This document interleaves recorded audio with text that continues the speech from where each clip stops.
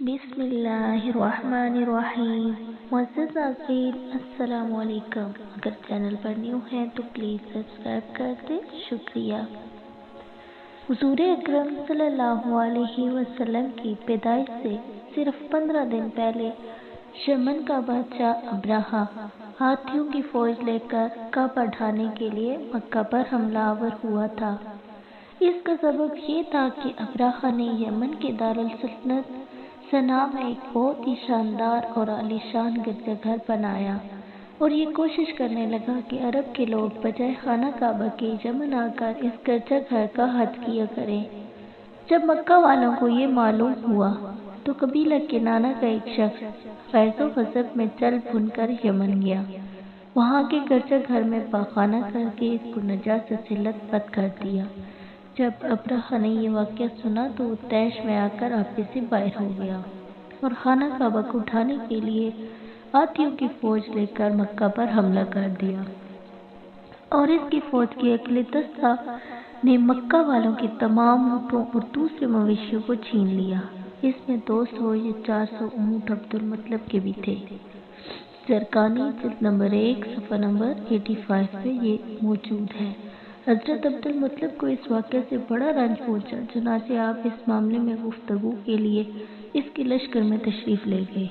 جب ابرہہ کو معلوم ہوا کہ قریش کا سردار اس سے ملاقات کرنے کے لیے آیا ہے تو اس نے آپ کو اپنے خیمہ میں بلا لیا، اور جب حضرت عبد المطلب کو دیکھا کہ ایک بلند قامت روحبدار اور نہایت ہی حسین و جمیل آدمی ہے جن کی پیشانی پر نور نبوت کا جاہ و جلال چمک رہا ہے، تو صورت دیکھتے ہی ابرہہ مرعوب ہو گیا اور بے اختیار تخت شاہی سے اتر کر آپ کی تعظیم و تکریم کے لیے کھڑا ہوا اور اپنے برابر بٹھا کر دریافت کیا کہ کہیے سردار قریش، یہاں آپ کی تشریف آوری کا کیا مقصد ہے؟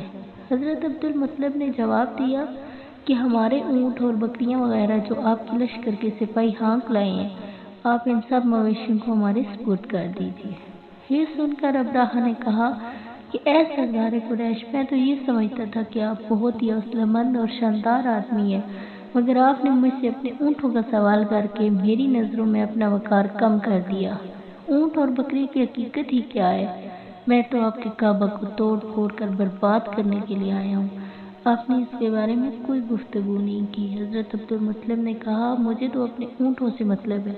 کعبہ میرا گھر نہیں ہے بلکہ وہ خدا کا گھر ہے، وہ خود اپنے گھر کو بچا لے گا، مجھے کعبہ کی ذرا بھی فکر نہیں۔ یہ سن کر ابرہہ اپنے فرعونی لہجے میں کہنے لگا کہ اے سردار مکہ، سن لیجئے، میں کعبہ کو اٹھا کر اس کی اینٹ سے اینٹ بجا دوں گا اور روئے زمین سے اس کا نام و نشان مٹا دوں گا، کیونکہ مکہ والوں نے میرے گرجا گھر کی بڑی بے حرمتی کی ہے، اس لیے میں اس کا انتقام لینے کے لیے کعبہ کو مسمار کر دینا ضروری سمجھتا ہوں۔ حضرت عبد المطلب نے فرمایا، پھر آپ جانیں اور خدا جانے، میں آپ سے سفارش کرنے والا کون ہوں؟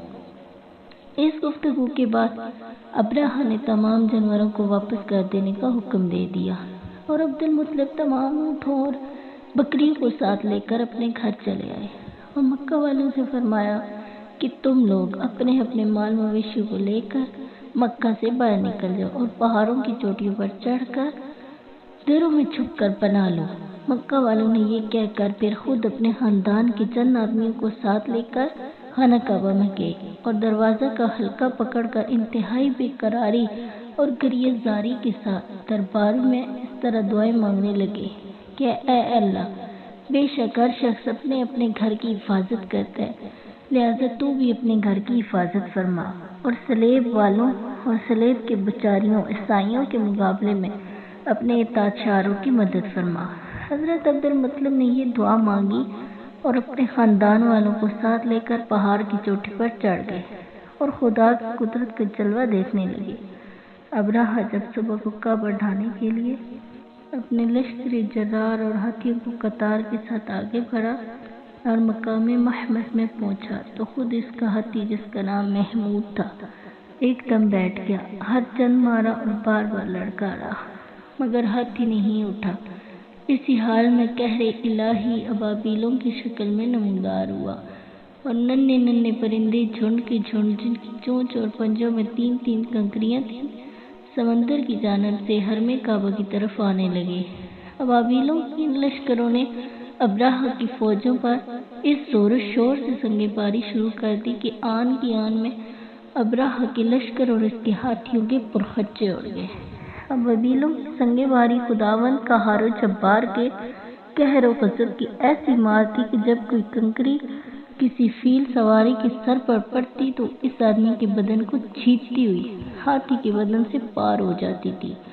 ابراہہ کی فوج کا ایک آدمی بھی زندہ نہیں بچا اور سب کے سب ابراہہ اور اس کے ساتھیوں سمیت اس طرح ہلاک و برباد ہو گئے کہ ان کے جسم کی بوٹیاں ٹکڑے ٹکڑے ہو کر زمین پر بکھر گئی۔ چنانچہ قرآن مجید کی سورہ فیل میں خداوند قدوس نے اس واقعے کا ذکر کرتے ہوئے ارشاد فرمایا، یعنی اے محبوب، کیا آپ نے نہ دیکھا کہ آپ کے رب نے ان ہاتھی والوں کو کیا حال کر ڈالا، یا ان کے داؤں کو تباہی میں نہ ڈالا اور ان پر پرندوں کی ٹکڑیاں بھیجی تاکہ انہیں کنکر کے پتھروں سے ماریں تو انہیں چبائے ہوئے بت جیسا بنا ڈالا۔ جب ابراہہ اور اس کے لشکروں کا یہ انجام ہوا تو عبد المطلب پہاڑ سے نیچے اترے اور خدا کا شکر ادا کیا۔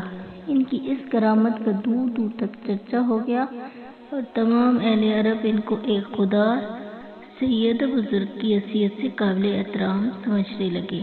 ویڈیو اچھی لگی تو لائک کریں، شیئر کریں، چینل کو ضرور سبسکرائب کریں۔ شکریہ۔